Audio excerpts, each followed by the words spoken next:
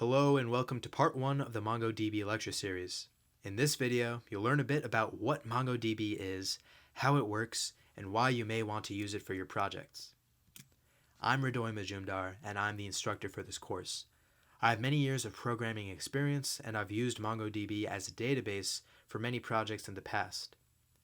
I'm a professional full-stack web developer with experience using technologies such as Node.js, PHP, and of course, Mongo. Here's a brief overview of what you can expect to learn in this course. First, I'll introduce you to MongoDB and the way that it stores data. Then, I'll show you how to install MongoDB on your machine. We'll spend a couple of videos together demonstrating both basic and advanced queries that you can do using MongoDB for handling your data. And in the last few videos, we'll build 2 web projects starting from scratch using Mongo and PHP.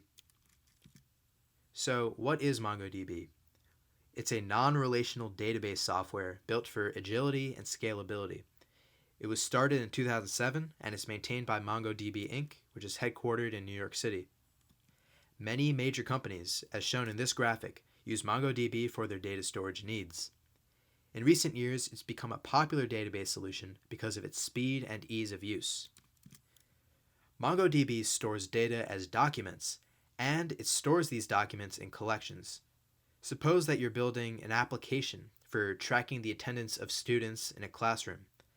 For this application, you may decide to create a collection named Students, and each document in this Students collection can represent the data for a single student. Documents stored in MongoDB are in the JSON format.